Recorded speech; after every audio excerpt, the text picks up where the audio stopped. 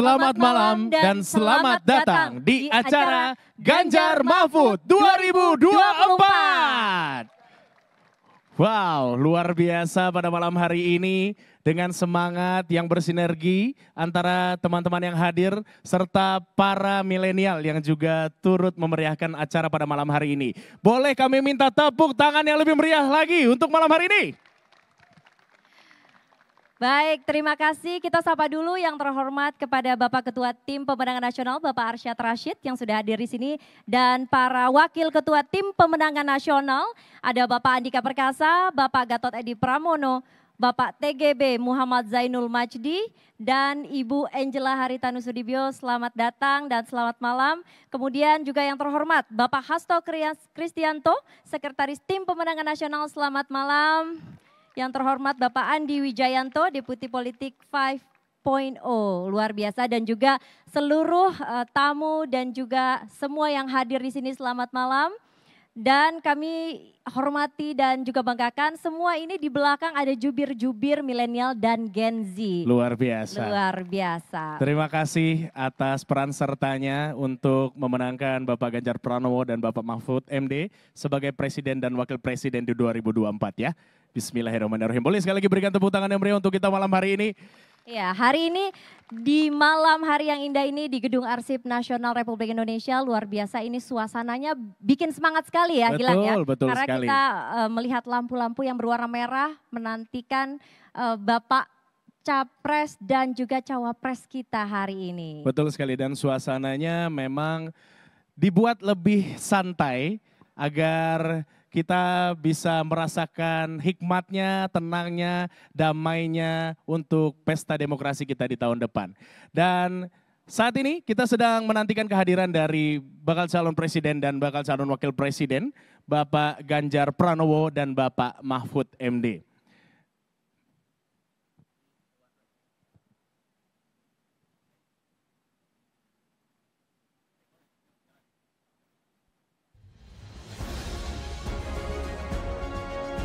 Seluruh hadirin kami persilahkan untuk berdiri.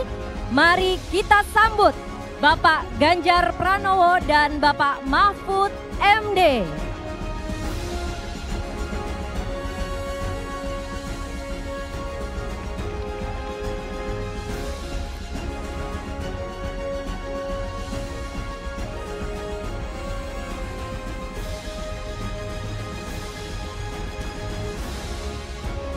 Ditemani oleh keluarga tercinta, baik dari Bapak Ganjar Pranowo dan juga Bapak Mahfud MD, sambil menyapa generasi milenial dan juga para tamu hadirin yang pada malam hari ini sudah menunggu kedatangan dari Pak Ganjar dan Pak Mahfud serta keluarga. Berikan tepuk tangan yang lebih meriah lagi untuk calon presiden dan calon wakil presiden 2024.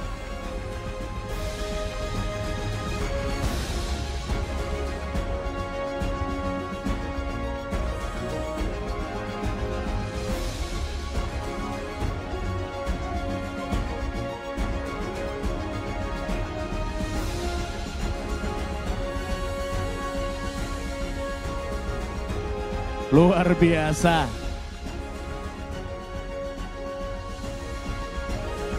Seperti yang Anda lihat, pemirsa dan juga para hadirin, bahwa apa yang sedang dilakukan oleh Bapak Ganjar kali ini, itu sama sekali di ruang rundown. Jadi ini adalah inisiatif beliau ingin menyapa lebih dekat lagi para pendukung dan ingin menyapa lebih dekat lagi para sahabat.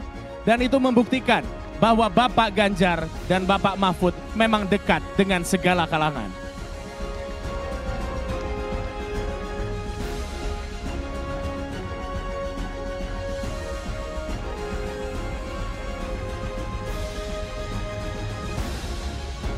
Dan bisa Anda saksikan pula pemirsa, bagaimana antusiasme dari para tamu yang hadir untuk bisa bersuah foto.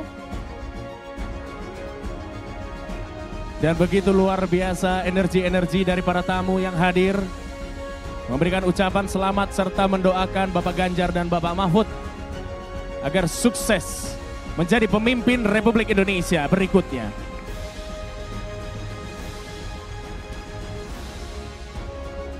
Mohon izin Pak Ganjar dan Pak Mahfud, nanti kalau boleh MC juga ingin bersuah foto dengan Bapak.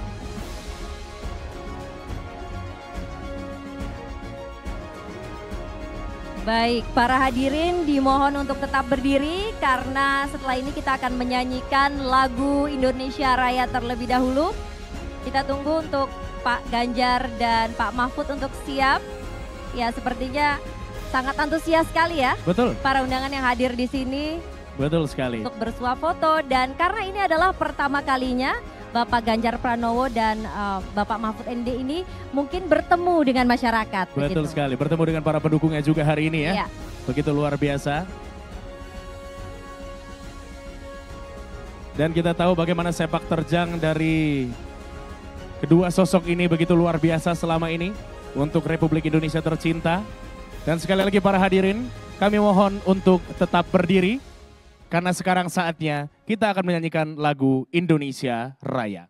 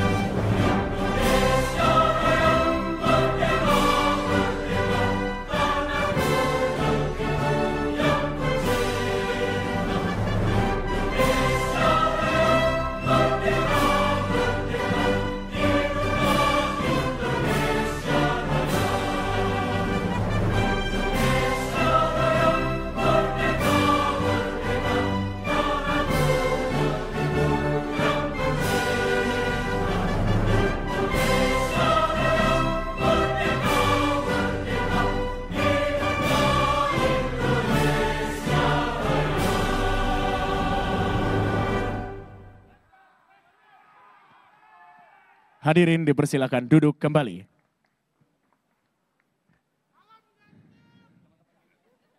Acara akan segera kita lanjutkan. Walaupun antusiasme juga sudah luar biasa di sini, namun alangkah baiknya kita berdoa bersama demi kelancaran langkah dari Bapak Ganjar dan Bapak Mahfud ke depannya nanti dan untuk kebaikan kita bersama. Doa ini akan dipimpin oleh Tuan Guru Bajang Muhammad Zainul Majdi kepada kami persilakan.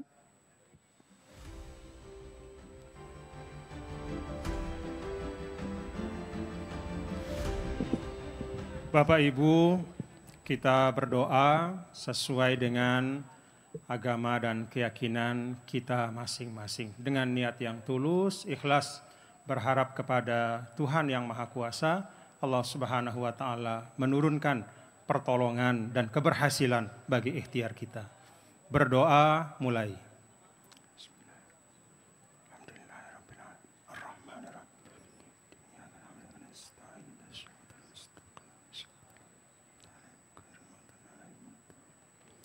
Selesai. Assalamualaikum warahmatullahi wabarakatuh.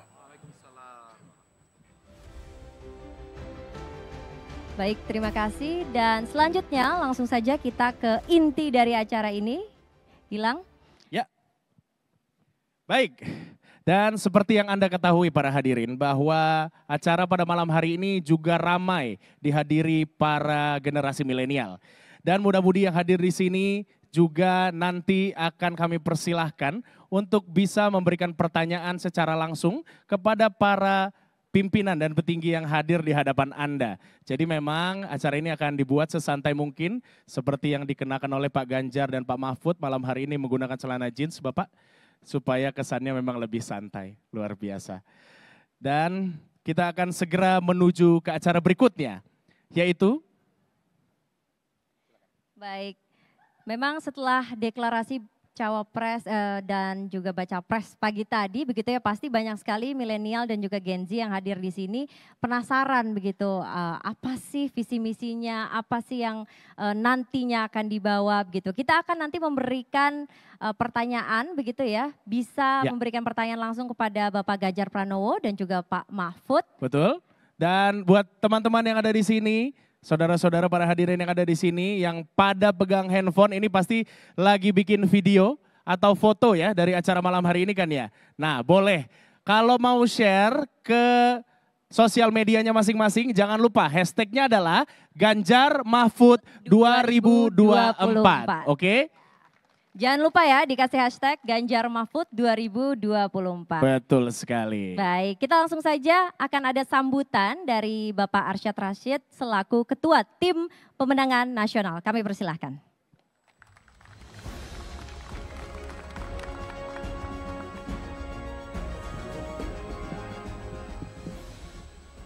Bismillahirrahmanirrahim. Yang saya hormati Bapak Ganjar Pranowo dan Bapak Mahfud MD. Pasangan bakal calon presiden dan juga wakil presiden Republik Indonesia 2024. Bapak Ibu jajaran tim pemenangan nasional Ganjar, perwakilan relawan, Ibu, Bapak, teman-teman tamu undangan, dan khususnya generasi muda Indonesia yang saya cintai. Assalamualaikum warahmatullahi wabarakatuh. Salam sejahtera untuk kita semua, Shalom, Om Swastiastu, Namo Buddhaya, salam kebajikan dan salam sehat untuk kita semua. Pada malam ini sejujurnya saya merasa sangat terhormat dan bangga berdiri di sini. Bukan hanya sebagai ketua tim pemenangan, tetapi sebagai anak bangsa. Pertanyaannya, kenapa? Karena saya bangga bisa menjadi bagian dan turut menyaksikan sebuah sejarah baru negara kita. Titik awal menuju Indonesia unggul, Indonesia adil, dan Indonesia sejahtera. Yang insya Allah akan diwujudkan lewat gerak cepat pasangan calon presiden, wakil presiden Republik Indonesia, Mas Ganjar dan Prof. Mahfud.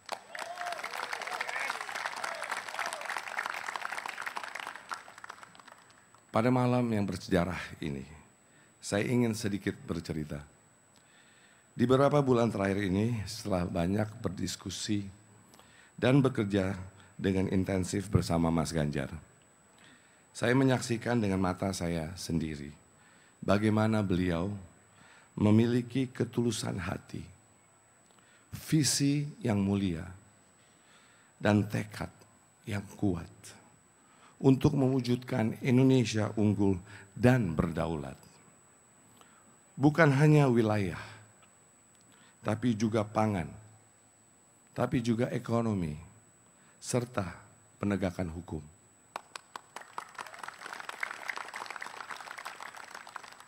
Selain itu, pernah beberapa kali kami hadir bersama dalam forum kepemudaan. Saya kagum dengan spiritnya Mas Ganjar. Energinya yang positif dan semangat juangnya yang terus konsisten mengedepankan isu-isu yang menjadi perhatian anak muda.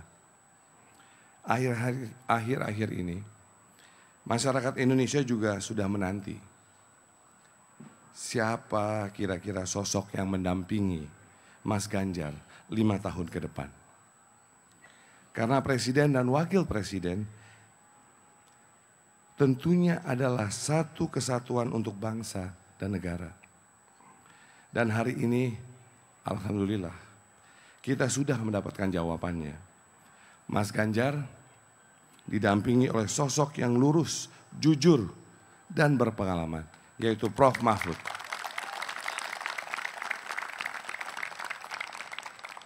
Dengan track record beliau di lembaga eksekutif, yudikatif, dan juga legislatif, nasionalisme dan dedikasi beliau sebagai seorang negarawan tidak perlu dipertanyakan lagi.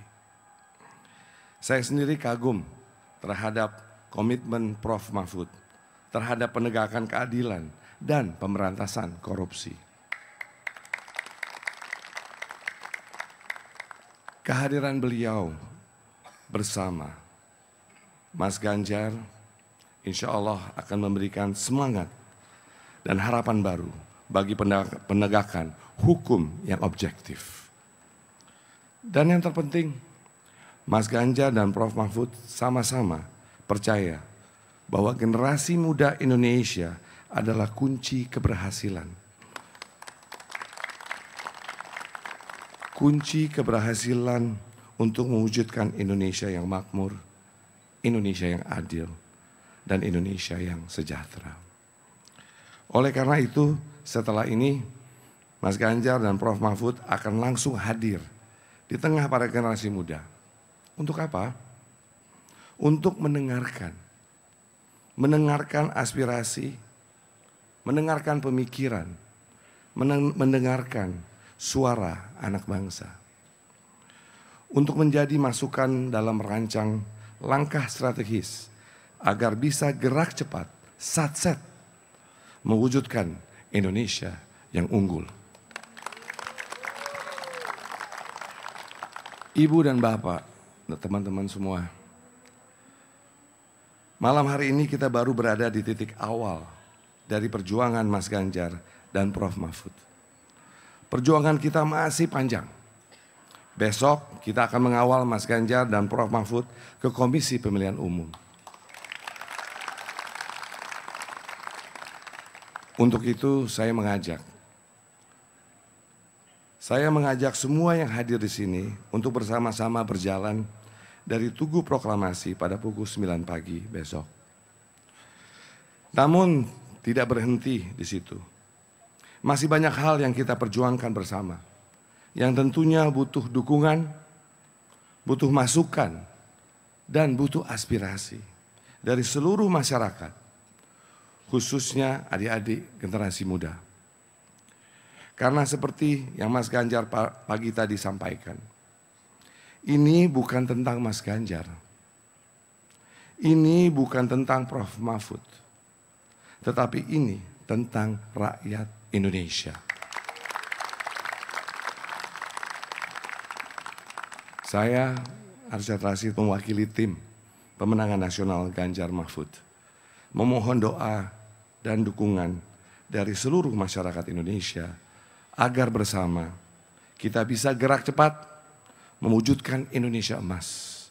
Indonesia yang unggul, sejahtera, adil, dan makmur. Hidup Ganjar dan Pak Mahfud. Kita pasti akan menang, menang. Demikian yang dapat saya sampaikan. Terima kasih. Wassalamualaikum warahmatullahi wabarakatuh. Waalaikumsalam warahmatullahi wabarakatuh. Terima kasih kami ucapkan kepada Bapak Arsyad Rashid.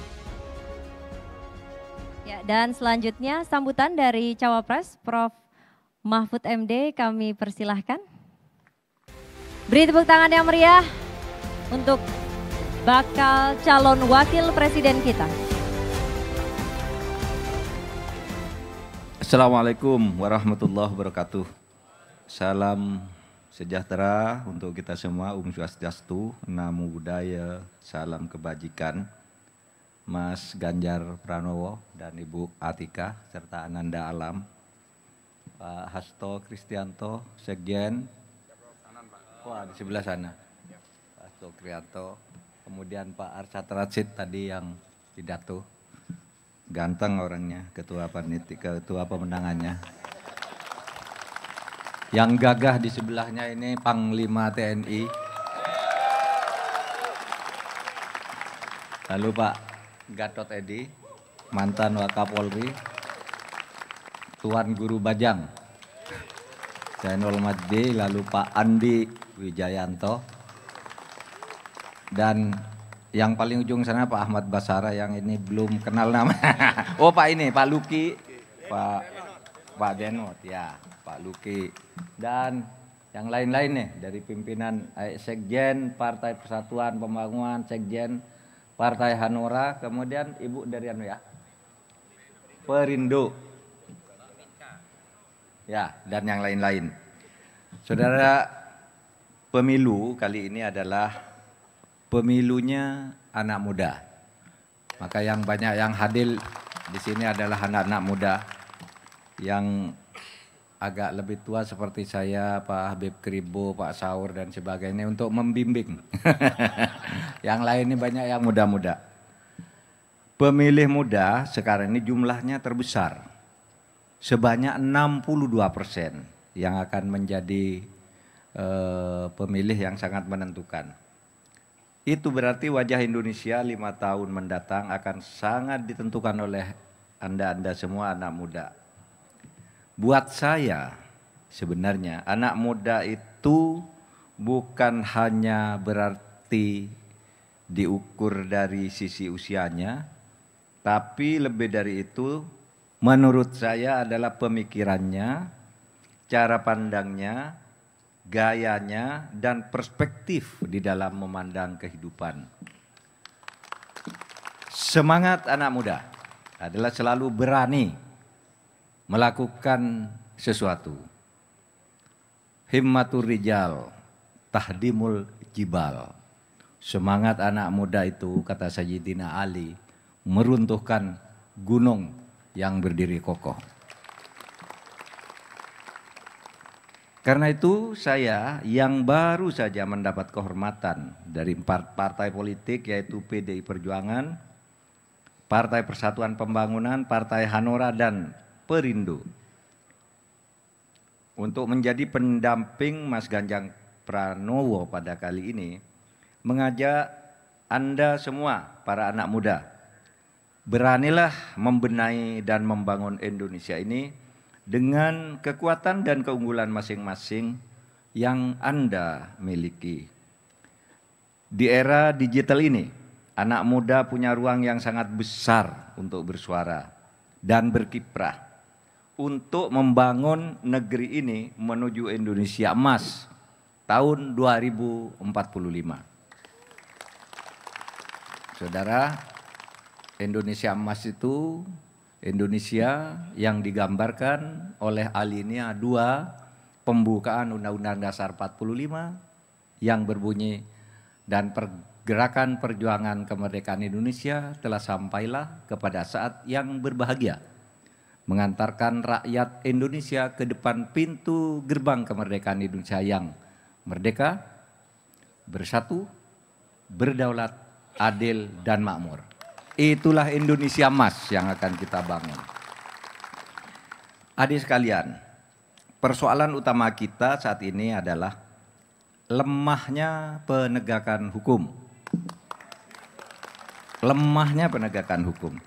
Kalau di Indonesia ini penegakan hukum bisa dilakukan dengan baik dan benar, maka menurut saya meskipun angka 50% ini adalah dugaan yang sifatnya kuantitatif, taruhlah separuh gitu. Menurut saya separuh dari seluruh persoalan bangsa ini bisa selesai. Kalau hukumnya bagus, maka ekonomi akan bagus, infrastruktur akan bagus, kehidupan-kehidupan lain pun akan bagus, perdagangan dan lain-lain. Saudara, penegakan hukum dengan demikian harus memberikan kepastian hukum ke atas. Tadi saya bercerita kalau ke atas itu kepastian hukum itu antar pengusaha-penguasa elit, penguasa-penguasa elit itu terkadang tidak memberi kepastian hukum, ada tumpang tindih, ada korupsi, kolusi dan sebagainya. Di bawah itu tidak dapat perlindungan hukum. Sehingga bagi saya penegakan hukum ke depan ke atas harus ada kepastian dan ketegasan, ke bawah harus ada perlindungan hukum. Dan itu bisa dilakukan oleh anak-anak muda sekarang. Yang mau berjuang bersama Mas Ganjar dan saya ke depan, mari kita lakukan ini. Kalau saudara punya tekad untuk ini maka bisa kita lakukan bersama-sama. Saudara, semangat untuk membersihkan Indonesia dari korupsi, untuk menuju peta jalan Indonesia Emas tahun 2025 dengan bonus demografi dan kondisi geografis Indonesia yang kaya akan sumber daya alam. Saudara, Indonesia ini mempunyai 17.508 pulau. 17.508 pulau. Penduduknya 276 juta. Sangat luas dan sangat besar jumlahnya. Ini kalau kita kelola dengan baik, apalagi dengan sumber daya alam yang luar biasa. Kekayaan alam, laut, hutan, tambang, emas, nikel dan sebagainya. Itu kita miliki semua. Konon kalau ini dikelola dengan baik, seluruh rakyat Indonesia itu sudah makmur, sudah sejak beberapa waktu yang lalu. Oleh sebab itu ke depan mari kelola ini dengan baik agar kita betul-betul bisa mengantarkan ke Indonesia Emas tahun 2045. Saya sama sekali tidak percaya kalau ada yang mengatakan bahwa anak-anak muda sekarang ini apatis, cuek, dan tidak peduli. Saya ingin memberikan beberapa contoh kasus yang saya hadapi dan harus turun tangan yang direspon di media dan media sosial justru oleh anak-anak muda. Ketika saya mencoba menyelamatkan seorang yang tidak bersalah, namanya Saiful Mahdi, seorang dosen di Aceh, dijatuhi hukuman masuk penjara karena mengeritik institusinya. Saya turun tangan bersama beberapa pejabat di DPR dan lain-lain untuk membebaskan yang bersangkutan. Yang bersangkutan bebas. Dan sesudah bebas, sambutan anak-anak muda luar biasa. Anak-anak muda memberikan semangat dan dorongan untuk penegakan hukum dan keadilan yang seperti itu. Saudara sekalian, pernah juga saya membebaskan seseorang yang dikeroyok oleh begal di Bekasi. Dikeroyok oleh begal di Bekasi, dia kemudian melawan dan membunuh salah satu begal. Tiba-tiba saat itu juga yang bersangkutan ditangkap oleh polisi dan dijadikan tersangka. Saya sampaikan ke Presiden bahwa ini tidak benar menurut hukum. Karena orang membela diri dan membunuh si begal kemudian dihukum. Besoknya anak ini dibebaskan oleh polisi dan justru diberi penghargaan. Dan anak-anak muda memberikan dukungan terhadap sikap dan ketegasan pemerintah yang seperti ini. Saudara, mari akhirnya kita jadikan pemilu kali ini untuk menghasilkan perubahan. Memilih pemimpin yang dianggap bisa melakukan perubahan, apalagi perubahan besar dalam penegakan hukum. Perubahan itu bukan berarti menutup buku. Perubahan itu adalah melanjutkan tahapan-tahapan yang sudah kita capai. Satu, yang bagus kita lanjutkan, yang sudah selesai kita pelihara, yang tidak cocok kita buang lalu kita kembangkan ke arah-arah baru. Karena sebenarnya perubahan itu bisa saja hanya diartikan sebagai pengembangan. Tidak harus dipertentangkan antara perubahan dan kelanjutan. Sama saja sebenarnya semuanya berarti pengembangan. Demikian. Selamat, mari berjuang bersama Ganjar dan Mahfud MD untuk menuju tahun 2045 yang sempurna. Assalamualaikum warahmatullahi wabarakatuh. Waalaikumsalam warahmatullahi wabarakatuh. Luar biasa pidato yang sangat menenangkan bagi anak muda. Karena tidak hanya sekedar narasi tapi sudah memberikan bukti. Berikan tepuk tangan sekali lagi untuk Bapak Mahfud MD, calon Wakil Presiden 2024. Dan selanjutnya hadirin, kita akan segera mendengarkan pidato atau sambutan dari calon Presiden 2024, Bapak Ganjar Pranowo.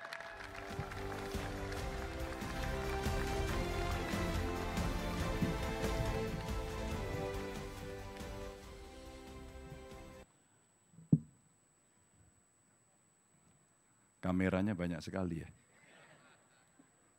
Assalamualaikum warahmatullahi wabarakatuh. Selamat malam, salam sejahtera untuk kita semua. Om Swastiastu, Namo Buddhaya, Rahayu. Salam Pancasila.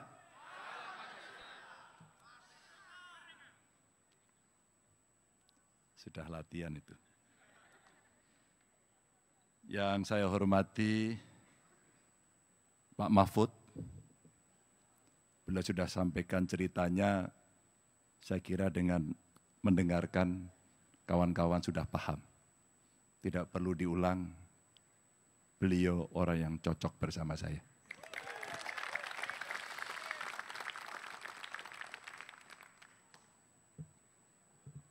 Di sebelah kanan saya ini hadir para sekjen ini. Berdiri dong yang para sekjen.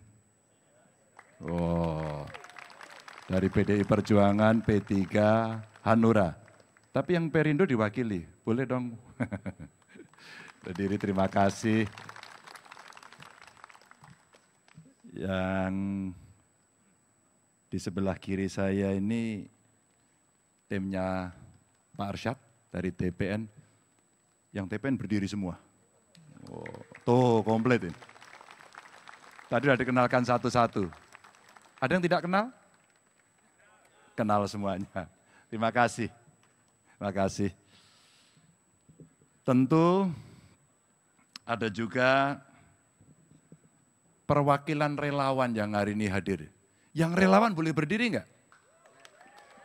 Oke. Ini para relawan di ujung-ujung, terima kasih.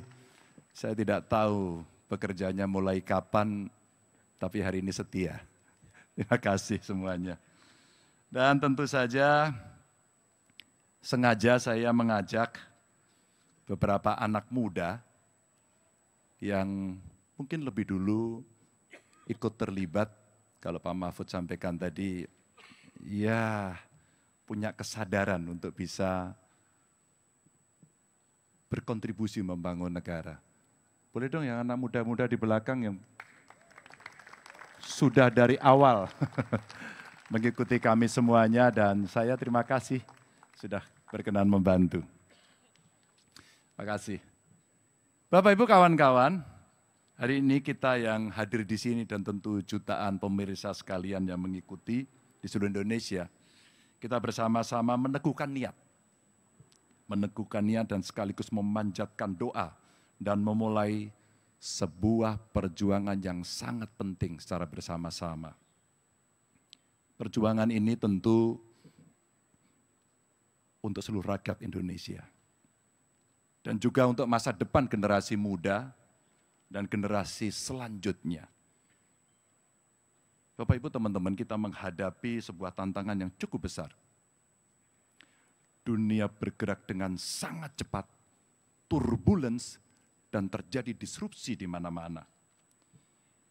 Kecanggihan teknologi bergerak juga dengan sangat cepat, dan perubahan itu terjadi tanpa kadang-kadang kita sadari. Semuanya sekali lagi serba sangat cepat. Pertanyaan untuk bangsa kita sebenarnya, untuk kita semuanya. Khususnya untuk generasi muda menghadapi yang serba cepat itu. Mampukah kita merespon itu? Saya orang yang hakul yakin, jawabannya mampu. Mampukah kita survive? Mampu. Kita orang-orang yang adaptif. Dan bukan sekedar survive loh sebenarnya, tapi kita juga harus menang dan unggul dibanding dengan bangsa lain. Bapak Ibu kawan-kawan, saya yakin-yakinnya kita bisa. Dan saya sedang tidak bercanda. Ini serius.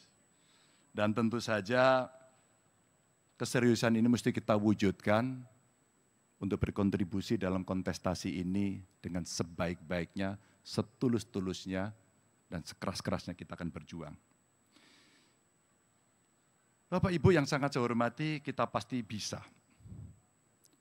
Dan kunci dari kemenangan bangsa kita dalam menghadapi tantangan global ini terletak pada kawan-kawan yang ada di sekitar kita, generasi muda.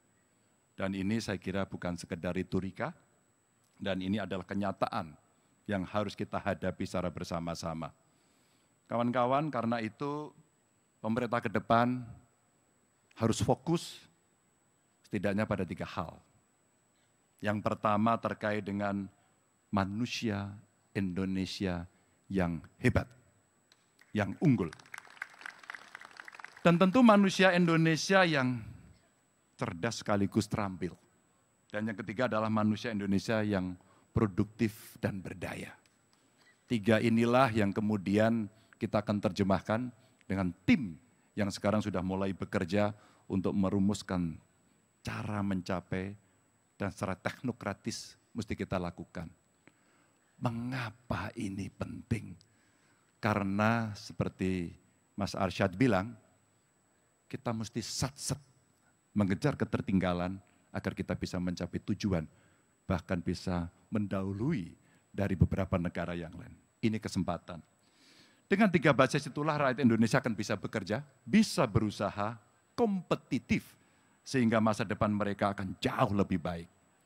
Dan saya betul-betul merasakan dan mengalaminya sendiri, bagaimana nasib seseorang dan keluarganya bisa berubah ketika mereka mendapatkan pendidikan yang baik. Saya bukanlah orang yang selalu mendapatkan fasilitas cukup. Saya lebih sering mendapatkan yang kurang. Tapi karena semangat, tapi karena kemampuan, dan kita berani menghadapi itu, sehingga saya bisa berdiri di sini bersama teman-teman. Teman-teman, karena itu pendidikan kita harus yang terbaik. Dan kita harus memastikan kesempatan pendidikan yang terbaik ini bagi anak-anak yang terbaik di seluruh pelosok negeri agar dapat mempunyai peluang yang sama untuk memperbaiki masa depan diri dan keluarganya. Dan tentu tantangan ke depan itu membutuhkan kemampuan, membutuhkan pendidikan khusus, dan kalau perlu kita harus membentuk satgas khusus untuk aktif mencari dan menemukan anak-anak berbakat di seluruh pelosok Indonesia agar dia bisa mendapatkan kesempatan pendidikan terbaik.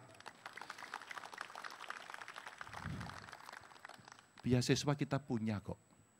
Kekuatan masyarakat untuk gotong royong ada. Keinginan untuk mencari, melayani itu ada. Dan kita akan pastikan birokrasi kita akan melayani, mencari, dan mendapatkan anak-anak terbaik itu.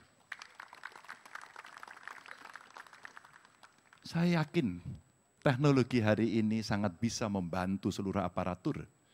Ada AI, mereka bisa melakukan talent scouting menggunakan teknologi, dan saya kira alat ini pun dengan sangat mudah membantu mereka. Inilah generasi yang hari ini tidak ada yang hampir tidak menggunakan alat ini. Semua menggunakan, semua berkontribusi, semua mengalami, dan semua juga bertanya bagaimana kami bisa dan memecahkan persoalan selanjutnya. Tapi bagaimana terhadap mereka yang tidak mampu? Bagaimana yang kemudian karena tidak ada keterampilan, tidak ada akses, mereka menyerah kalah dan jatuh miskin. Yang saya bayangkan dan sedang didesain oleh kawan-kawan adalah kita cari yuk satu keluarga miskin, kita pastikan setidaknya salah satu anggota keluarganya harus menjadi sarjana dan negara yang menjamin itu. Tentunya generasi muda yang sehat, cerdas, terampil, dan berdaya itu perlu kita capai dengan mudah agar mereka bisa membangun diri, membangun usahanya, membangun masa depan keluarganya. Makanya pemerintah mendatang harus cepat menyediakan lapangan pekerjaan tersebut dengan membangun iklim usaha yang baik dan membangun ekosistem baru, ekonomi baru, yang kalau anak muda sekarang pasti sangat tertarik dengan ekonomi hijau, ekonomi sirkuler, ekonomi digital, ekonomi biru yang potensinya seperti Pak Mahfud sampaikan tadi, gedenya minta ampun. Kita mesti pastikan kitalah yang akan mengelola itu. Kitalah yang pertama mengelola itu.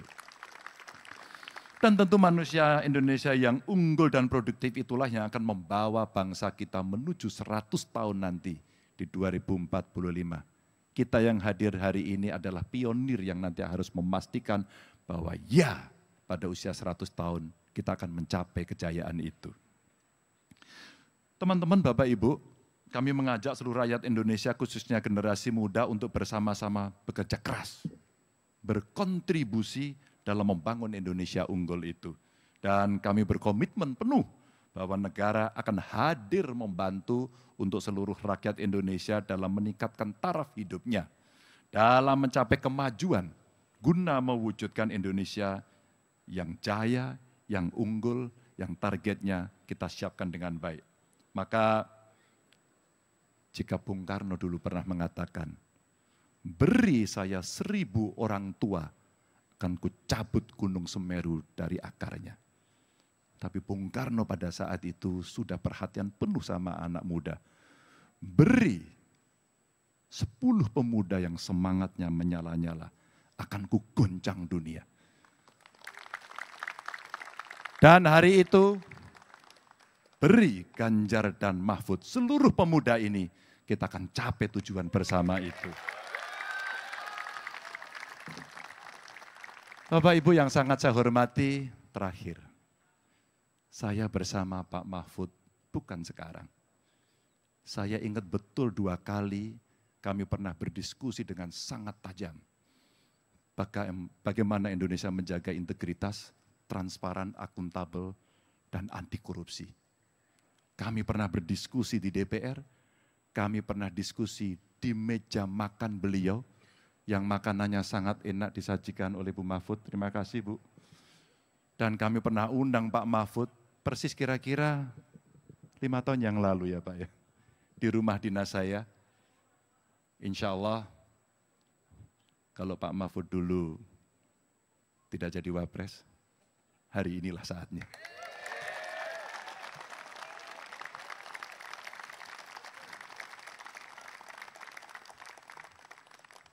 Kita tidak pernah main-main soal itu. Dan kedua, kemarin saya datang ke beberapa titik di Indonesia dan saya mencoba menjumpai anak-anak muda. Pada kesempatan hari ini kembali saya akan menggunakan kalimat optimis. Saya dan Pak Mahfud melamar anak-anak muda untuk terlibat dalam pemenangan ini, karena itulah masa depan Anda. Terima kasih. Wassalamualaikum warahmatullahi wabarakatuh. Waalaikumsalam warahmatullahi wabarakatuh. Tepuk tangan yang luar biasa untuk jawab capres kita Ganjar Pranowo ya. Luar biasa. Sepertinya kami para MC pada malam hari ini harus belajar bagaimana caranya public speaking yang baik seperti Bapak Ganjar barusan. Karena yang Bapak sampaikan itu tidak hanya sekedar menyampaikan visi misi Pak, tapi begitu mengena ke hati kami. Terima kasih banyak Pak. Dan memang pada kesempatan kali ini pula, rasanya semua yang hadir di sini terutama kaum milenial udah nggak sabar nih buat nanya ya.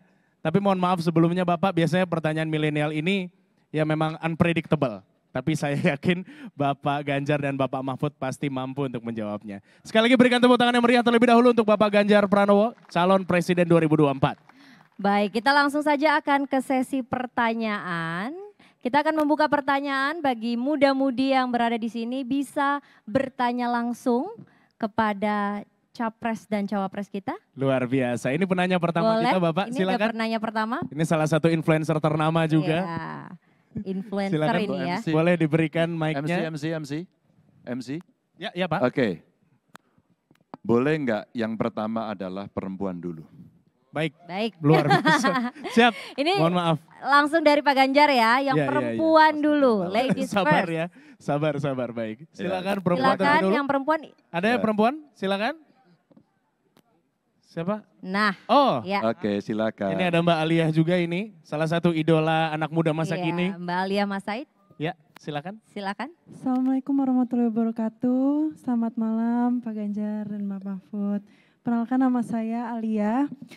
Saya sebagai mahasiswa psikologi dan juga public figure ingin menanyakan, menurut pemahaman saya kesehatan mental masyarakat menjadi syarat penting bagi Indonesia jika ingin menikmati bonus demografi. Yang ingin saya tanyakan, sejauh apa keseriusan pemerintah memandang isu terkait tersebut? Terima kasih. Baik. Oke, luar biasa pertanyaan. Mau langsung dijawab Bapak? Langsung? Silakan. Iya. Siapa namanya? Alia Pak. Alia, terima kasih Alia. Terima kasih Pak. alias saya sedang bersama istri saya, sedang bersama anak saya. Dengan anak saya bercerita bagaimana saya bisa paham apa yang dipikirkan oleh anak-anak muda. Dan ternyata salah satu adalah tentang mental health. Yang kedua saya cerita dengan istri saya, bagaimana kemudian perang orang tua, termasuk ketika parenting mesti dilakukan. Ya tentu sebagai ibu istri saya rasanya jauh lebih memahami situasi psikologis itu. Apa yang terjadi? 2 kali saya melakukan diskusi ini bertemu dengan anak-anak muda. Yang pertama ketika podcast. Pada saat podcast ada penyintas yang bercerita bagaimana kesehatan mental itu super serius yang tidak boleh dilupakan. Lalu saya tanya, bro, kenapa masalah itu muncul? Pak, era sekarang kami ini masuk sandwich generations. Kami seperti terhimpit. Double burden, kadang-kadang multi burden gitu. Kami memikir diri sendiri, kami juga memikirkan orang tua. Maka tekanan-tekanan itu muncul. Hari ini yang dilakukan adalah parenting mulai dari keluarga, di sekolah, bimbingan konseling mesti wajib. Yang ketiga, pemerintah harus memberikan fasilitas agar anak-anak kita yang punya persoalan itu bisa mengadu, bisa konsultasi, dan nyaman untuk menyelesaikan itu. Dan ini butuh keterlibatan semuanya. Begitu. Luar biasa.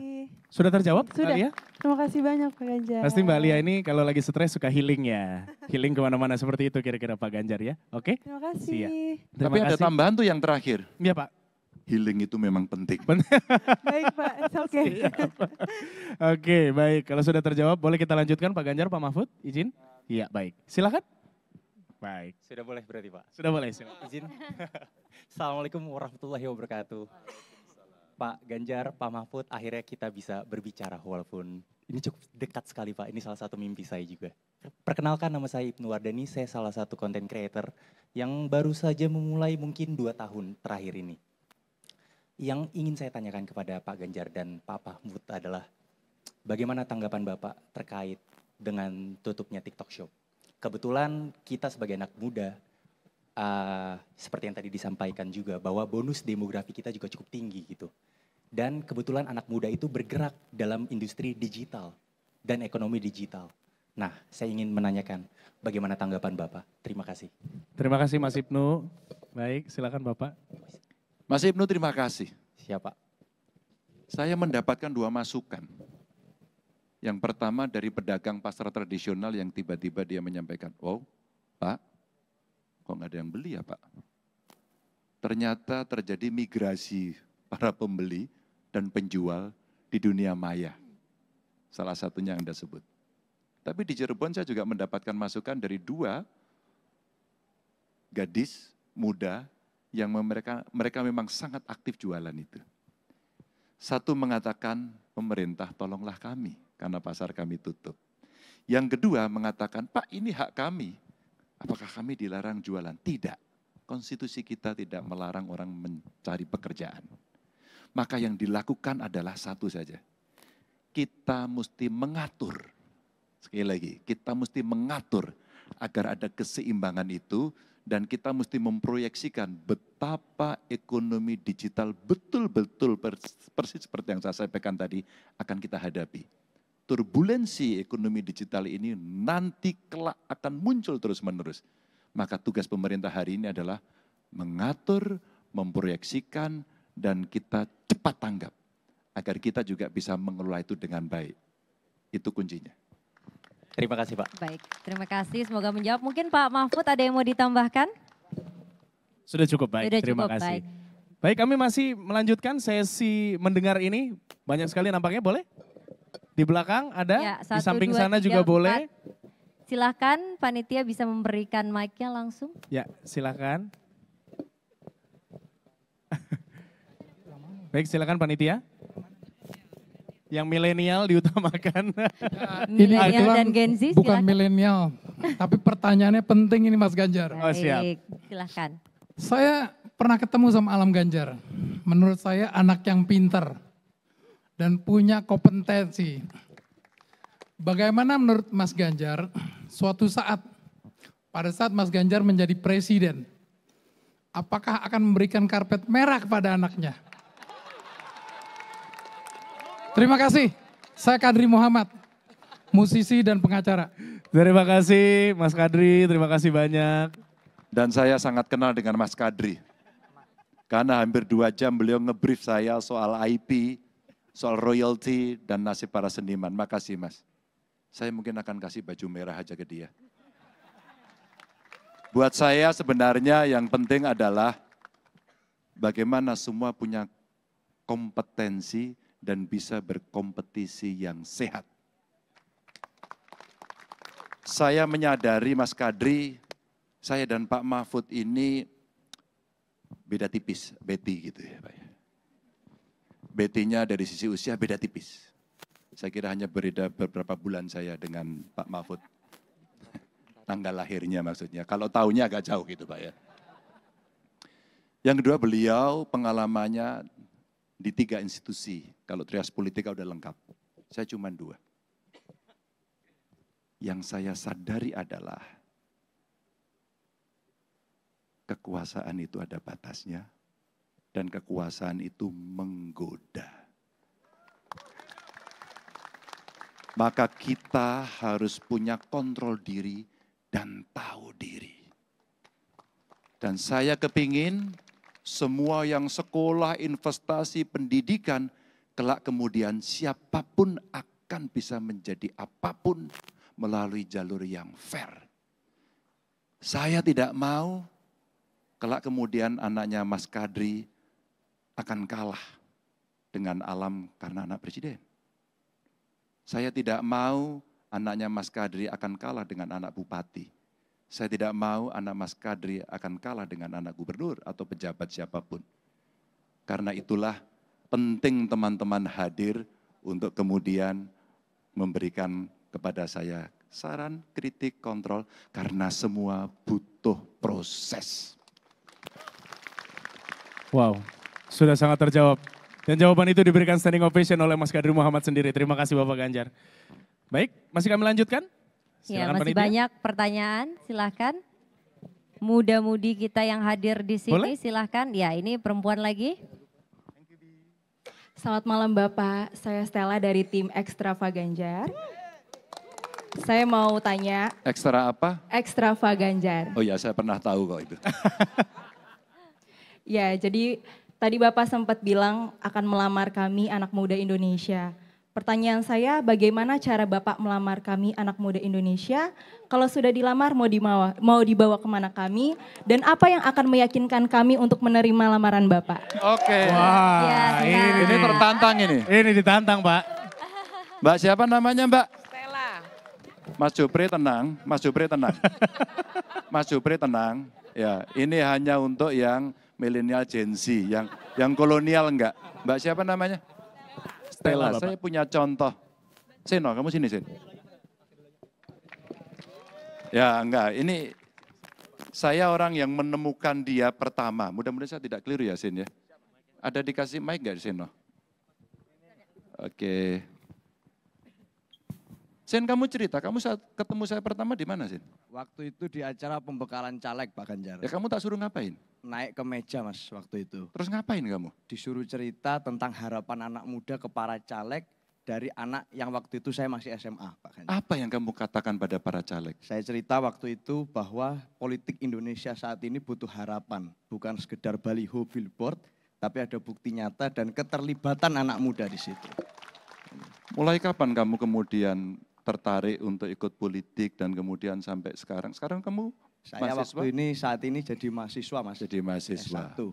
Saya pertama kali tertarik waktu SMP. Tapi yang membuat saya tertarik saya harus masuk politik praktis adalah saat saya bertemu dengan jenengan waktu itu. Dia anak Jawa Timur Mbak. Saya temukan dengan kawan-kawan, saya suruh ngeritik para caleg. Saya suruh naik meja dan semua geger. Sejak saat itu rasanya dia jatuh cinta dan dia mau ngerti. Lalu saya katakan, Sen, kalau mau jadi politisi kamu harus ada mentornya. Maka kamu sekarang terlibat dan mentormu adalah saya. Sudah siap masuk? Siap. Dan saya akan cari seluruh talenta anak muda Indonesia untuk menjadi juru bicara saya. Dan silahkan mendaftar kepada Pak Arsyad yang ganteng tadi itu. Oke. Saya hanya kepingin dari seluruh konsepsi saya dan Pak Mahfud nanti akan diterjemahkan oleh anak-anak muda. Dan di depan kamera, biarlah mereka yang menjelaskan secara detail, karena itulah representasi itu. Siap Bapak, terima kasih. Luar biasa. Ini yang menarik dari Bapak Ganjar, memberikan jawaban dengan contoh yang sulit dibantah akhirnya. Begitu luar biasa. Dan perlu Pak Ganjar ketahui juga bahwa saya Gilang Dirga dan Ratu Nabila di sini juga merupakan bagian dari juru bicara milenial dari Bapak Ganjar dan juga Pak Mahfud. Iya betul sekali. Siap. Dan tadi juga sudah diungkapkan langsung ya, melamar muda-mudi Indonesia untuk ikut serta memenangkan Ganjar Pranowo dan juga Mahfud MD. Betul sekali. Baik, sesi mendengar ini masih kita lanjutkan kembali. Silakan teman-teman. Selamat malam. Perkenalkan, nama saya Jutan Manik. Mohon izin Pak Ganjar, Pak Mahfud. Tadi saya ingin menyambung dari statement Bapak bagaimana kompetisi yang sehat. Kalau kita lihat dalam melamar pekerjaan di ASN, P3K, untuk masuk sekolah kedinasan, Akpol, Akmil, dan lain sebagainya, itu sudah dimulai dari seleksi online di awal. Tapi ada lagi nanti seleksi wawancara yang menurut saya ini membuka potensi adanya negosiasi mungkin akan diberikan kepada orang yang memiliki privilege. Jadi bagaimana Bapak melihat situasi sekarang ini agar benar-benar seleksi untuk bekerja di pemerintahan ini menjadi seleksi yang sangat terbuka.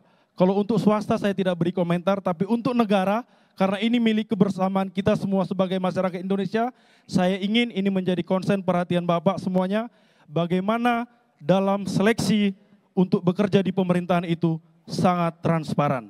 Mohon arahan Bapak, terima kasih. Ini kayaknya Pak Mahfud ini yang harus jawab ini Pak. Baik, silakan Bapak. Mari Pak, mainkan Pak. Ya, saudara, adik-adik sekalian, sama dengan Pak Kadri tadi ini pertanyaannya, agar pemerintah itu membina generasi muda itu tanpa diskriminasi, dibina secara bagus, diberi peluang secara bagus. Saya ingin perkenalkan nih, saya bawa 2 anak saya yang milenial. Ini satu, berdiri Wan, ini Dr. Ikhwan Zain. Sekarang dia sedang menyelesaikan PhD programnya di Amsterdam University. Kebetulan sedang penelitian. Sejak sekolah dia mencari beasiswa sendiri.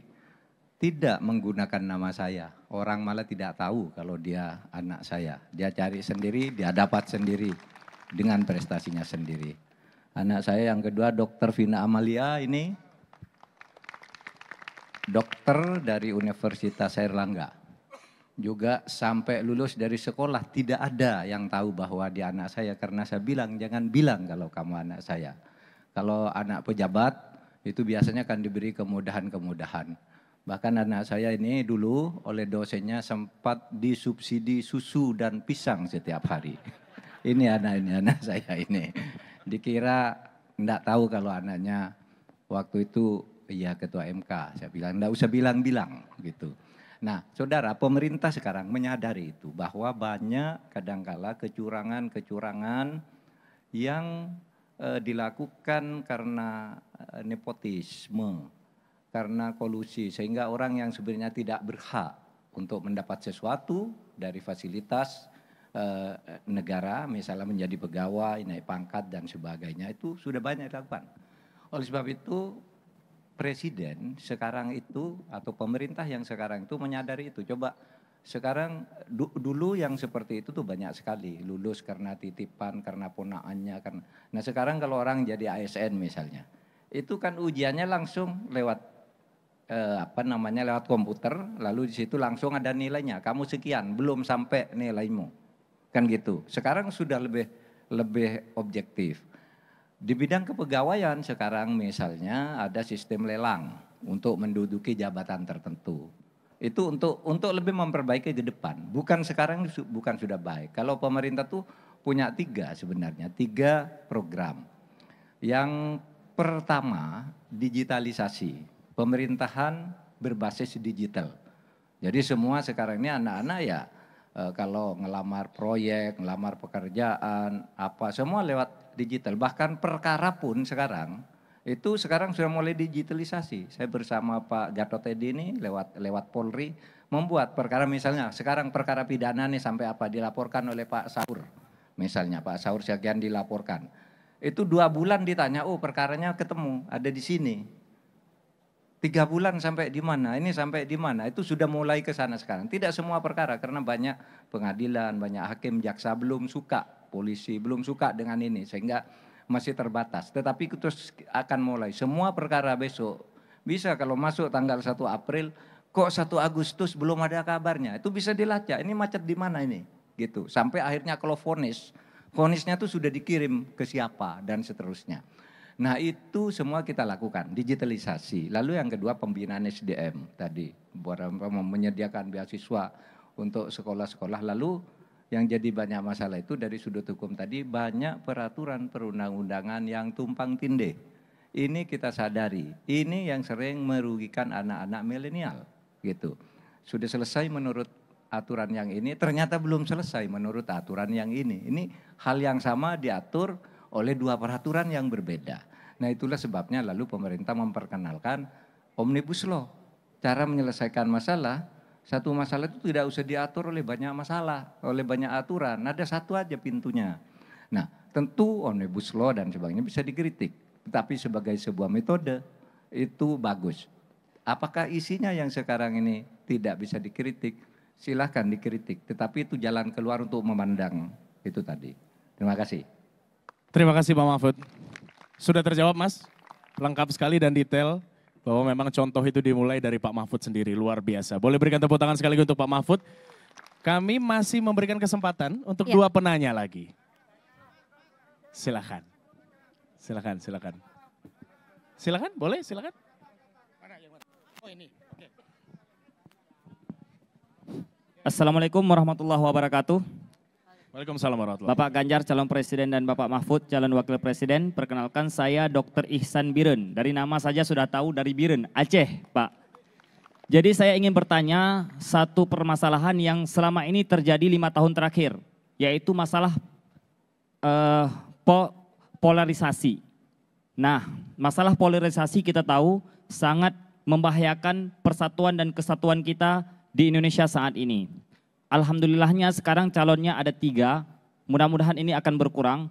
Namun saya ingin memastikan daripada Pak Ganjar dan Pak Mahfud, bagaimana cara daripada Bapak, terutama kalau misalnya Bapak, Ibu sekalian yang di sini hadir tahu bahwa di Aceh ini polarisasinya sangat luar biasa. Aceh kita tahu homogen sekali di sana. Mayoritas 99% itu Muslim dan Muslimnya Ahlus Sunnah wal Jamaah. Jadi homogen. Ketika polarisasi dari calonnya tidak bisa dimunculkan ke publik dengan bijak, maka di sana mudah sekali untuk terjadinya polarisasi. Maka saya sangat berharap ke depan ini tidak terjadi di pemilihan Pilpres kali ini. Dan saya minta jawaban dari Pak Ganjar yang konkret, bagaimana solusinya Pak, terutama dari kubunya Pak Ganjar dan Pak Mahfud. Terima kasih. Assalamualaikum warahmatullahi wabarakatuh. Terima kasih Dr. Ihsan Biren. Silakan Pak. Sebenarnya sudah terjawab sendiri, mesti bijak. Mesti bijak. Dan ketika kita menyampaikan kepada audiens, potential voters, rasanya bijak itu sesuatu yang penting. Jadi Bung kira-kira begini, kalau hari ini kita bicara bertemu dengan seluruh pendukung saya dan Pak Mahfud, pesan yang harus saya ulangi adalah, yuk kita kampanye dengan kalimat yang positif. Tidak menyinggung perasaan, tidak menyinggung suku, agama, golongan siapapun. Dan itu mesti dipraktekkan. Dan itu mesti dilihat. Bagaimana cara melihatnya? Sejauh mana track record itu diberikan. Karena kami ini dalam sejarah politik Indonesia tidak pernah membawa politik-politik yang membawa isu sara. Sehingga kita berikan kesempatan Kebhinneka Tunggal Ikaan dengan penghormatan yang tulus, yang sungguh-sungguh, dan itulah yang bisa kita lakukan sehingga masyarakat akan merasa tenang. Maka kalaulah kemudian ada yang membawa isu itu, tolong para pendukung Ganjar Mahfud harus berteriak pertama untuk mengingatkan, meskipun itu teman kita.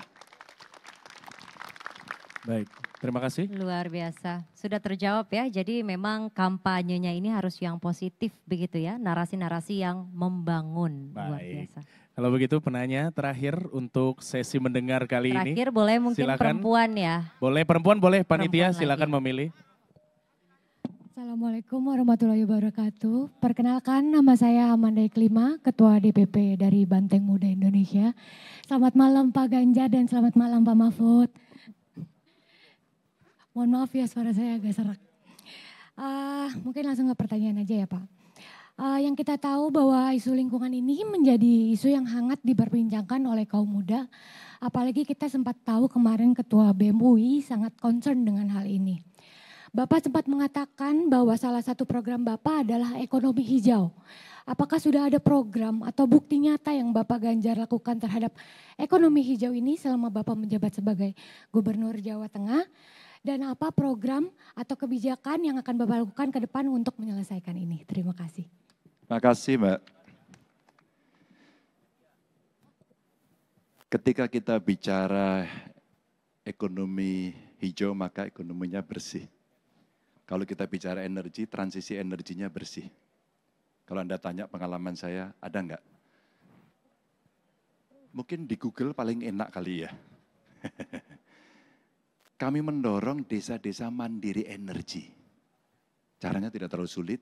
Ada waste to energy yang kita fasilitasi, kita dampingi, kita latih mereka agar bisa mereka mengolah seluruh potensi lokalnya. Dua, ada juga kita mendorong instansi pemerintah. Yuk pelan-pelan mulai kita geser suplai energinya menggunakan solar panel. Ketiga, ternyata potensi energi lokal itu Mbak, banyak sekali. Mbak pernah dengar gas rawa enggak? Belum ya? Sekarang mulai dengar ya. Di gas rawa itu ternyata ada tumpukan sampah yang mungkin sudah jutaan tahun dan kita tidak pernah tahu. Maka kalau di desa ada orang ngebor tiba-tiba keluar air, tapi bisa nyala dan kemudian masyarakat mengatakan, ini sakti betul airnya bisa nyala. Itu karena di sana ada timbunan gas. Dan inilah gas rawa yang kita lakukan untuk kita kelola, kita berikan pada desa-desa, ada di Sragen, ada di Banjarnegara, ada di Karanganyar, dan itu dari peta geologisnya terlihat. Ada lagi, ada air. Air yang kita miliki banyak sekali dari gunung-gunung kita mengalir begitu saja.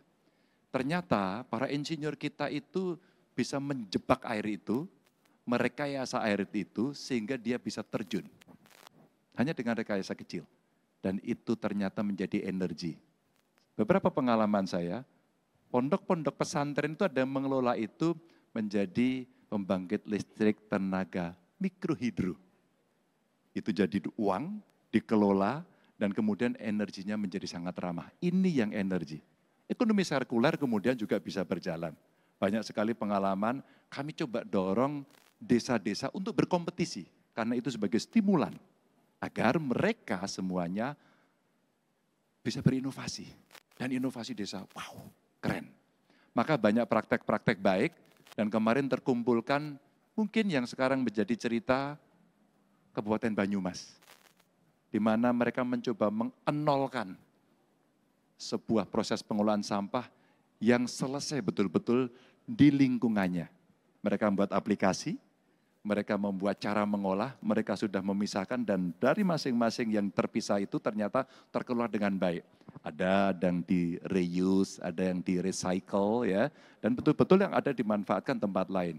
Dan bupatinya Pak Husen itu kemarin akhirnya pergi ke PBB, pergi ke Jepang mendapatkan banyak grant karena cerita sukses dari ekonomi sirkular dalam praktek-praktek yang sederhana. Maka sekali lagi, transisi energinya sekarang mesti kita besarkan. Ada teknologi-teknologi kalau dulu tepat guna namanya, dan ini ada banyak teknologi nilai tambah yang sebenarnya itu sangat mudah dengan teknologi-teknologi yang ada dari desa-desa itu. Jadi ada banyak praktek, tinggal kita rumuskan yang baik-baik. Kemarin dengan para peneliti termasuk dari BRIN, mereka jauh lebih banyak praktek-praktek baiknya. Tinggal satu saja, ambil oleh pemerintah, buatkan regulasi, terapkan itu menjadi kebijakan nasional. Baik, luar biasa. Jadi sangat ini, lengkap. Iya, lengkap sekali begitu ya. Tadi ada isu hukum, lingkungan, kemudian juga ekonomi. Jadi memang visi dan misi dari program Capres dan Cawapres kita ini lengkap begitu ya. Begitu, betul sekali. Dan kami juga sadar betul bahwa masih banyak pasti yang ingin bertanya. Namun kita sudah sampai di penghujung acara. Mohon maaf sekali lagi. Dan kami ucapkan terima kasih juga kepada seluruh tamu undangan yang hadir pada malam hari ini. Juga yang telah menonton kami secara live streaming. Terima kasih sudah setia bersama kami.